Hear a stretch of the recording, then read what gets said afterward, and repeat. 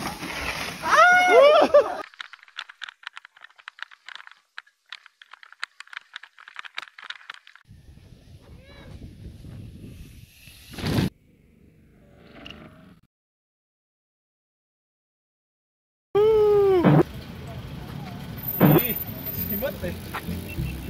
Tindi ng gulong, China all. China all, oo nga, nabago gulong ng tropo. So, nandito na po kami ngayon, nagpe-prepare papuntang Skulls. Gravity, Bessie Wops. Gravity! Hello homies, welcome back to my YouTube channel. And today's video, pupunta po tayo sa 3Skulls Tagaytay para makapag-downhill. Kasama ko po sa coaching ngayon si Kuya Irving, si Kuya Don, at si Kuya Peace.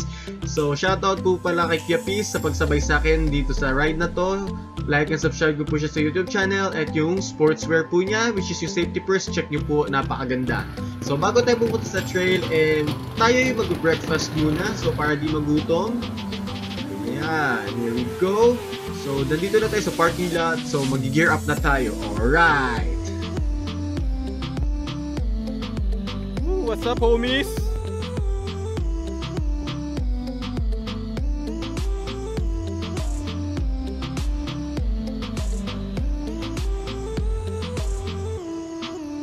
Ayan na.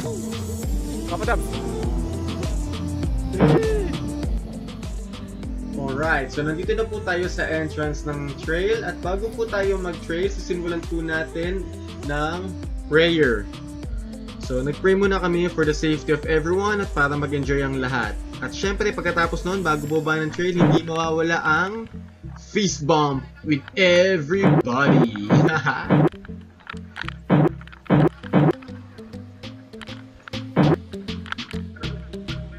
Alright, here we go. Bababa na po kami. So, this is our second run. Kasi yung first run namin sa enduro line po kami. At medyo hindi namin siya na-enjoy kasi na medyo worn out po yung trail dahil siguro sa ulan na tuloy-tuloy in the past 2 weeks.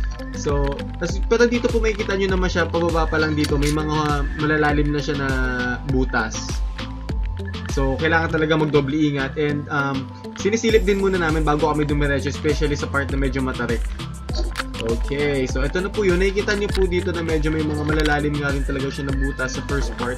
Kasi kanina, nung pupunta kami nung nag-enduro line kami, may mga part daw na nasira, which is sabi ng friends ko na madalas dito, which is yung mga kasama ko po ngayon, hindi naman daw siya usually ganun. Sobrang saya daw talaga dyan. So, yun nga, dahil nga sa 2 weeks na ulan, kaya medyo may mga butas na siguro kailangan ding i-rehab at some point. So, eto, ngayon sa run na to, mag-DH line kami. So, ito yung run na mas na-enjoy namin. Mas na-enjoy namin tong DH line kaysa sa enduro line. Alright, so as you can see, nakikita nyo, ayan, iniiwasan yung mga butas at yung mga butas na sobrang lalim din talaga. Halos kalahati ng gulong yung lalim. Here we go.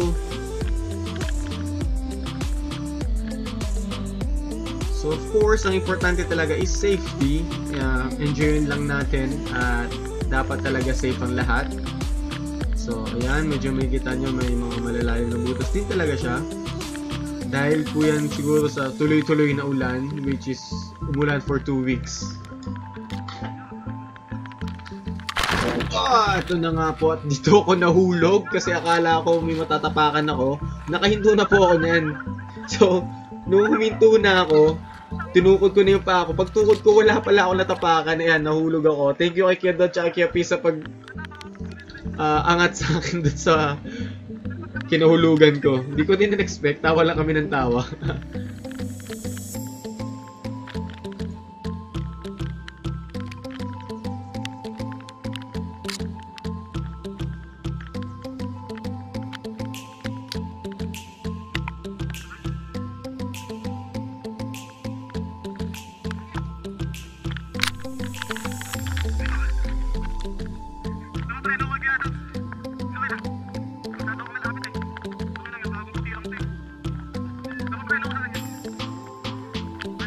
Alright, so dito po makikita nyo po medyo malalalim na rin yung butas. So sabi ko ng mga kasama ko na madalas dito, yung kasama ko po ngayon sa ride na to ay parang na-wash out daw kasi hindi naman daw siya talaga ganyan kalalim. So, kayo na po mag-decide kung sa tingin nyo is rideable ba siya. Later on, makikita nyo pa po yung the rest of the trail. So, ito medyo nagtutula kami sa part na to. Kasi ayan, so as you can see, halos hindi na namin mapadya kasi nga malalalim yung butas. Tsaka inulan din kami sa run na to kasi nung nag-enduro line kami, bago kami mag-DH line is umulan. Kaya medyo basa-basa at nabasa din yung camera ko. So, tapusin natin ang buong trail.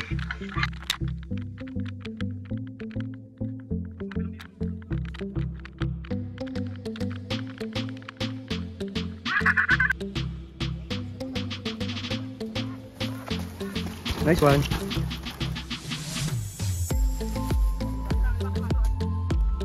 Go. Bilis.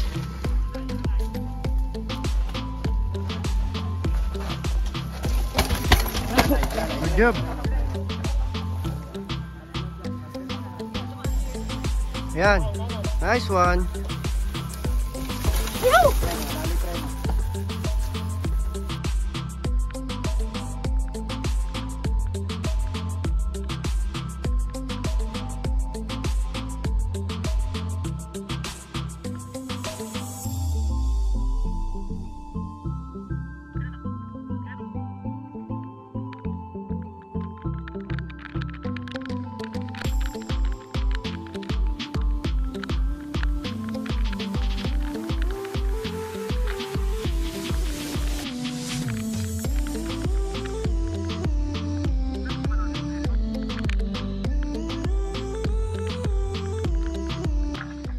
So ito na po yung part na nag-track read kami.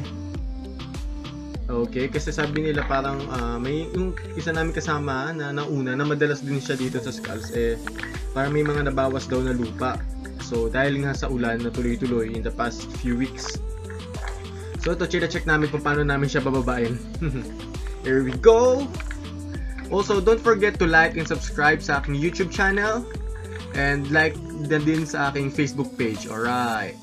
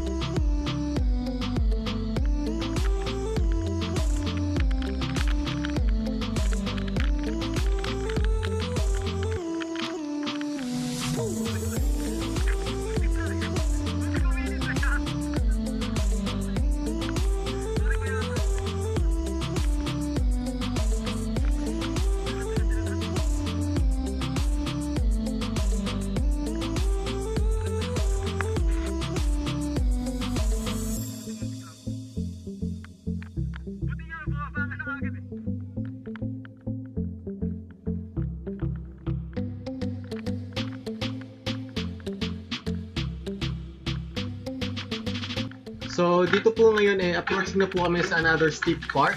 So, mag-track read po ulit kami for the safety of everyone. So, i-check po muna namin yung condition po ng trail. So, dito daw po is may bumagsak na lupa. At saka may kawayan daw po na nakaharang, which is natanggal na rin po, nakatumba po siya, na doon po siya sa may baba. So, ito, chine-check po namin siya. Bubaba kami lahat ng bike. And ito, para na rin kami nag-hiking.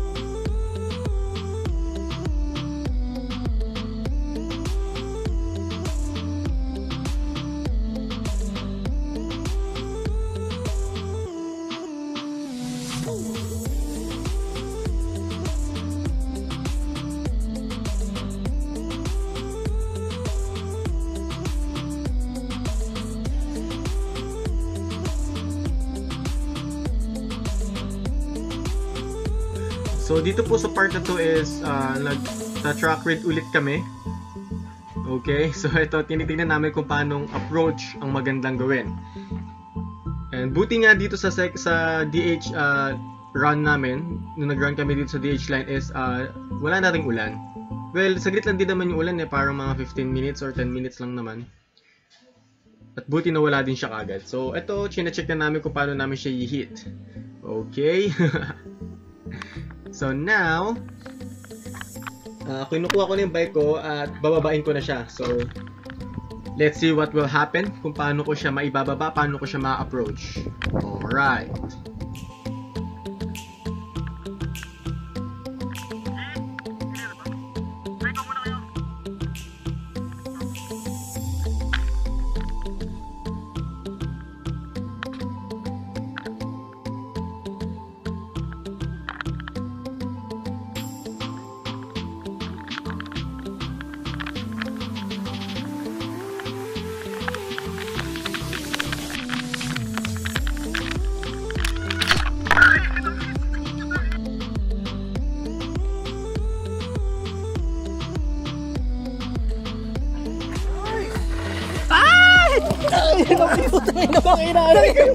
Bayag ko! Tangin na mo!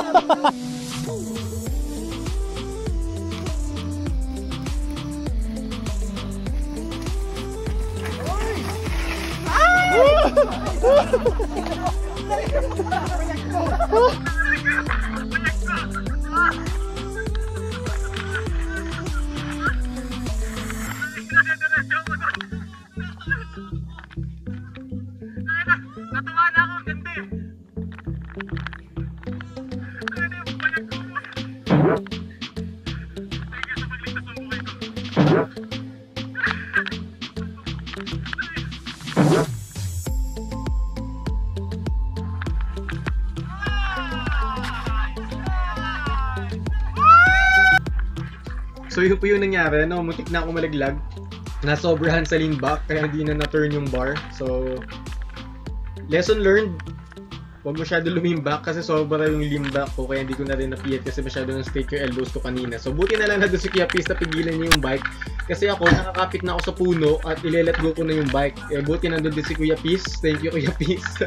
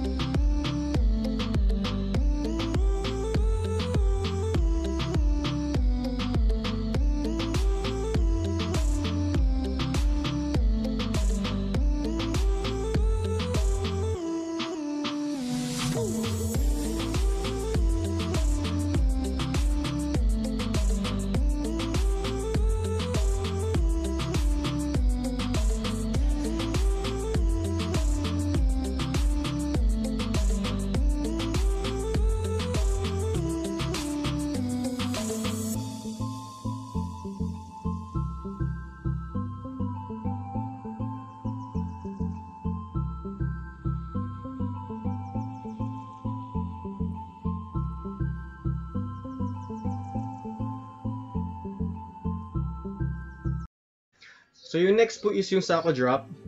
So akala ko po makakabalik pa kami dito kasi sabi ko tirahin ko siya or i-hit ko siya kapag nakabalik kami, kaso di pala kami nakabalik. So panoorin na lang natin yung mga kasama ko pong magagaling na hinit nila itong drop. So after nitong drop is maglalaro tayo sa may jumps, so magsa-sessions tayo doon. Alright, so for now panoorin natin ang mga magagaling ko pong kasama.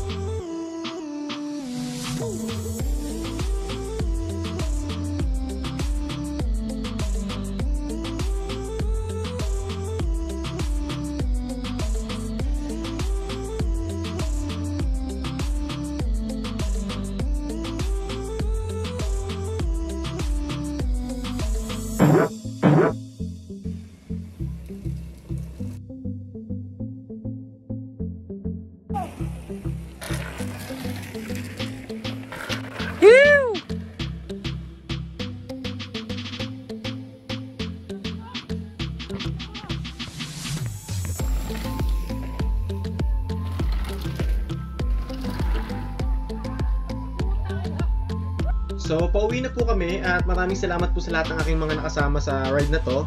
And also, overall experiences, nag-enjoy ako. Kahit sabi nila hindi yun yung best condition ng trail kasi nga maraming butas kanina. So, don't forget to like and subscribe sa aking YouTube channel and paki-share na rin guys. And also, see you in my next ride. Alright, cheers! Bye-bye!